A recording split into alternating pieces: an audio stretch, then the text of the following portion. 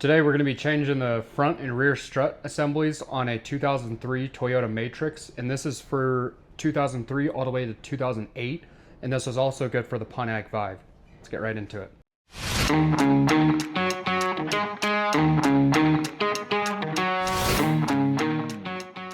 The first thing you want to do is you want to go up to the rear, and we're going to be starting on the rear. I'm going to get a jack. We're using our 3-ton Daytona 4 jack, low profile, long reach. You also want to get some jack stands as well. Alright, so once you get your car up on jack stands, you're going to come to the back of the car. You're going to come to these tabs. You're going to unlock it. You're going to lift this door up. You're going to unscrew this gray cap that holds this inner compartment in. Put that off to the side. You're going to remove this whole thing. Next, you're going to put the door back down. You come to the rear right here. There's another lock. You're going to twist it to unlock. You're going to remove it. Get it out of the way. Next, you're going to come inside the car to these 3 bolts right here. They're all 12 millimeters. There's one right here, one right here, and one right here. This one holds the door on. There's another 3 on the other side. You're going to remove all 3 of those to access the rear bolt on the top of the shock tower. We're going to be going with the Bauer 12 volt or 20 volt impact gun, 3/8 drive.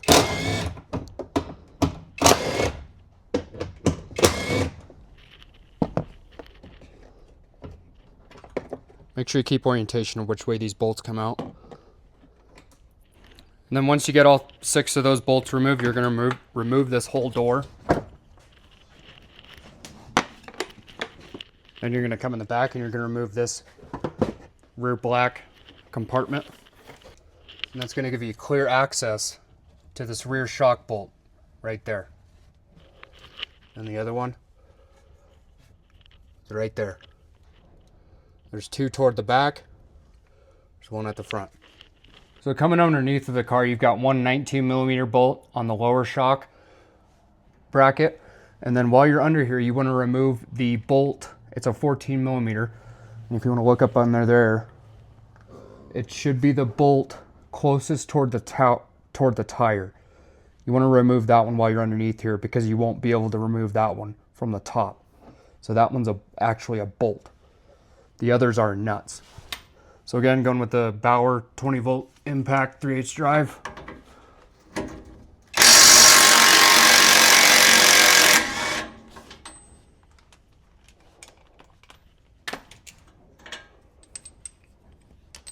Then while we're under here, like I said, we're going to take that 14 millimeter bolt off, and then we'll work on the nuts on the top shock support. And this is what I'm talking about. So you've got to save this one. The new strut assembly does come with new nuts. I don't believe it comes with new bolts, but we'll find out. We're going to keep this just in case. So again, like I said, coming up on top, there's another 14 millimeter toward the back. I'm going to be going with the Pittsburgh 3/8 drive flex head ratchet from Harbor Freight.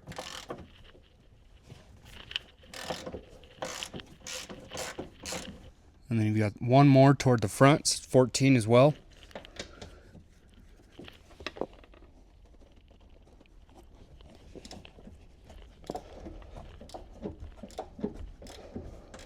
Alright, so depending on how old yours are, the bushings that go onto the lower mount, so you want to get a pry bar, just like I said, depending on how long these have been on here.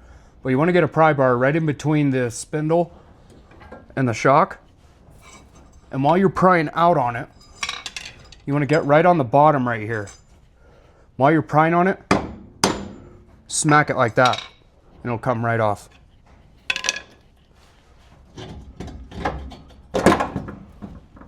And then once you get the top bolts removed, the old truck's out. So I'm going to demonstrate a little bit of aligning the shock inside the car. So this top mount is actually slanted. So when you're holding the shock straight up and down vertical like this top plate is actually slanted at an egress. So whenever you get it up into the car, so you want to get the top portion on first and then get the nuts on with a few threads. And then once you have it in, it's going to be cocked like that, which will help you align the lower mount. which the lower mount on the car, the big bolt, is actually pointed downward. So like I said, once you get it in the car, it's going to be, that's over exaggerating, but it's going to be slanted like that. And it's going to allow you to align the top and especially the bottom, because the bottom's more of a pain to get aligned. And the way to do that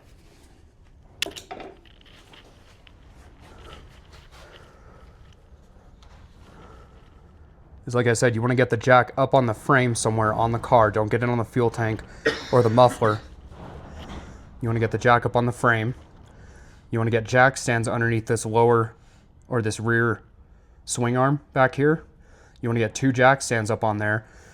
By having the jack on the frame and having the jack stands on the rear swing arm, you're able to adjust the height of the car with the swing arm. Because if you drop the car down from the frame by the jack, it's going to start putting tension on the swing arm. It's going to lift the swing arm up, which here's the frame of the car, here's the swing arm. It's going to be sandwiching everything together, so you're able to align everything correctly. So we've already got the left side installed. We're going to start working on the right side, and we'll show you guys that a little bit more.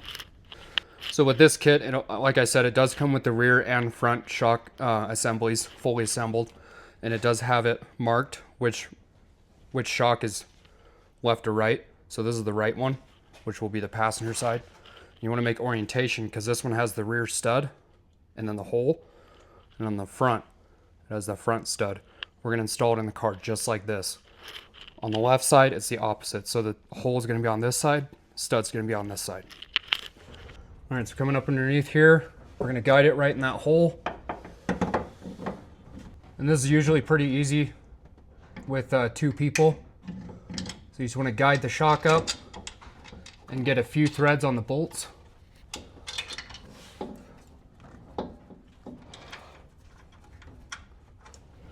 Okay, so what I was explaining earlier with having the jack on the frame of the car and having the jack stands on the rear swing arm, you're able to adjust the rear swing arm to the frame of the car. So earlier, this bolt was clear up here towards the actual shock. So we raised the car from the frame, and that separated the swing arm from the frame of the car.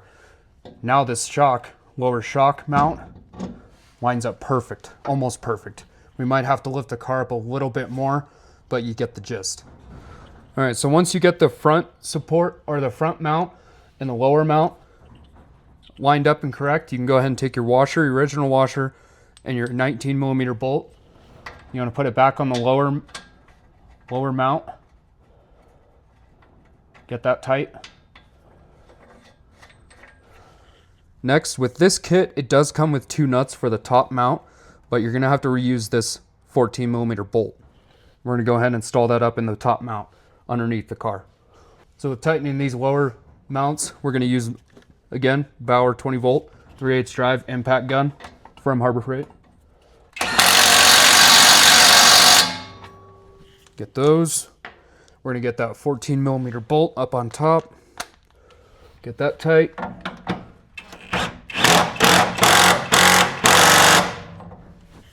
Now we're going to move up top and get the 2, I believe they're 15s. So with this kit, it comes with 2 15mm bolts. We're going to go up on top and get those tight. All right, so up top you got, like I said, with this kit comes with 2 15mm bolts. One on the rear, one on the front. Tighten those. All right, so now we're finished with the rear. You just want to reverse order of everything you did, taking the rear door off and everything to access that front bolt on the top support. Now we're going to be working on the front. You're going to get the front jacked up. Again, we're using the Daytona 3-ton 4-jack, long reach, low profile, rapid pump. Now to get these lug nuts off, I'm going to be going with the Bauer 20 volt 3/8 drive from Harbor Freight. You can either use a 21mm socket or a 13/16. I'm going to show you guys this thing takes lug nuts off.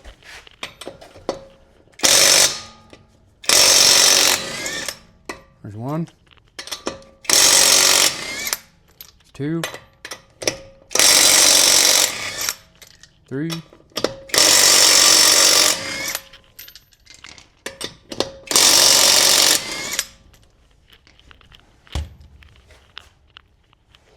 I'd say that's pocket shirt approved. All right, so once you get the tire off, you're gonna come to the swing arm, upper swing arm. It's mounted to the shock. You got a 17mm bolt and then a 6mm Allen right in the middle. So you want to get the 6mm Allen in there. Got your 7mm or 17mm wrench. You want to take that off. Because if you try just to get the 17mm off of here, it's going to spin on that ball joint on the top right here. Next, you got a 14mm bolt for the brake line bracket.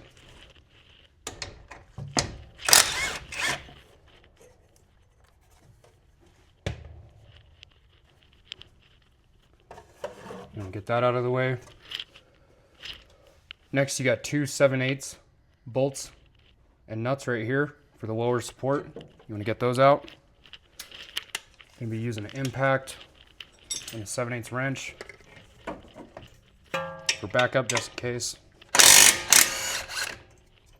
All right, so once you get both those 7/8 bolts or nuts removed, you want to get these bolts removed. You want to kind of work this back and forth.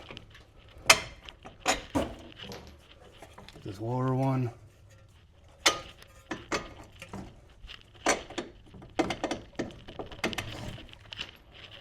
Let this drop down. Remove the lower support away from the spindle.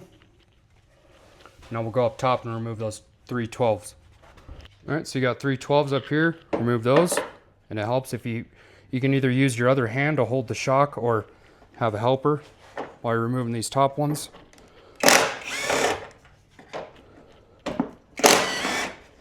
Okay, so these two by the wheel well, you're able to get with an impact gun. This one, I'm going with a 12mm ratchet wrench. You want to hold the bottom of the shock while you're taking this last one out, or unless you've got a helper, you can hold the bottom of the shock while you're taking this last bolt off. So with the new coilovers, you're going to have these plugs on the old ones. You want to take those out, and they come out pretty easily. You might have to use a flathead screwdriver to get it out, but you want to take this little rubber cover off, and it protects this bolt that keeps the spring with the assembly. So you want to make sure you take that little cap off.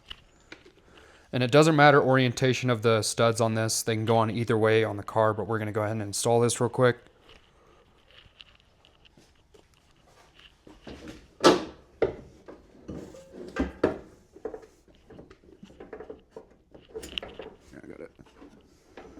So you just want to get these studs lined up.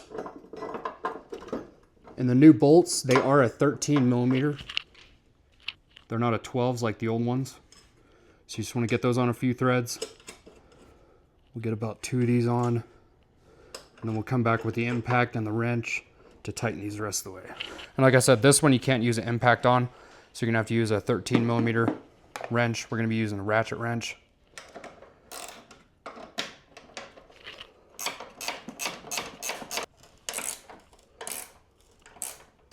All right, so again, Bauer 12-volt, 3/8 drive, impact gun. Tighten these up. Go to this one.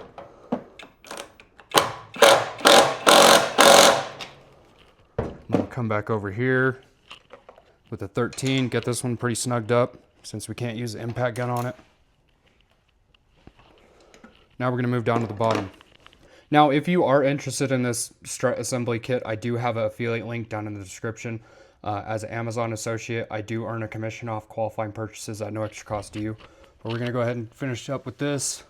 I want to get this sway bar end link on. You might need a pry bar. You want to pry up on the bottom between the control arm and the sway bar itself to get this on. Throw that 17mm bolt back on. All right, so before we get that one tight, we're going to get the lower portion mounted back up.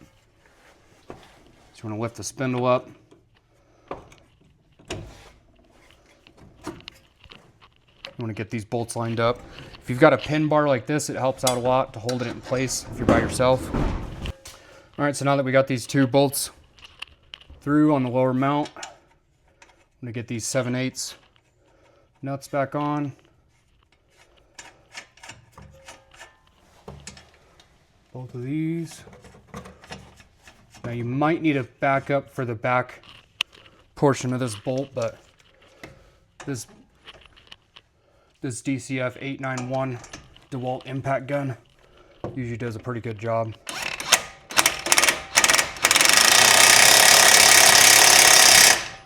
Get those snugged up pretty good. Get this bottom one.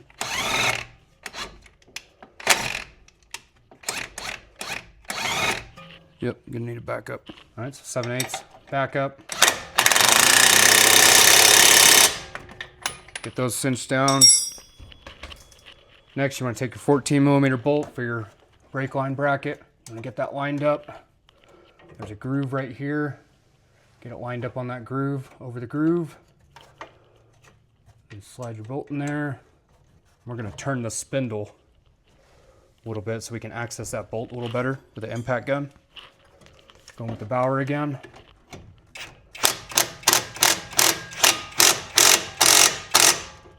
That one's snugged up. Now we're going to go back up top to the sway bar end link.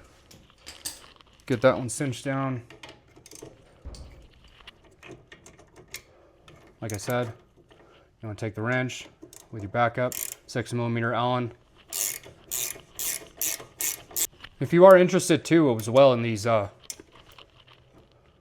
flex head ratchet wrenches by QNKAA, not sure really how to pronounce that, but I'll go over a little bit toward the end of the video of this kit that I got off Amazon as well, if you're interested in these. They're actually not bad quality and actually pretty good priced. All right, now all you got left, put your tire back on, take it for a test drive and see how smooth your ride is. So the left side shock is the same procedure with the right side, but real quick before I end the video, I want to go over this ratcheting flex head wrench set I've got on Amazon. So like I said, this kit is by QNKAA. You can get these on Amazon. You can either get metric or standard. I went ahead and ordered both. On the metric, goes from 8mm all the way up to 19. The standard goes from 1/4 inch all the way up to 7/8. Comes in this nice roll pouch, so you can either throw it in your toolbox or your tool truck, or you can have it in your toolbox like me. You can have it rolled out, clearly see what size wrench you're gonna be grabbing. Now, if you are interested in these, there is an affiliate link down in the description. As an Amazon associate, I do earn a commission off qualifying purchases through the clickable link in the description. If you are interested in these, it's no extra cost to you. That'll do it for this how-to video. I hope you liked it. If you did, leave a like, consider subscribing, and we'll see you on the next one.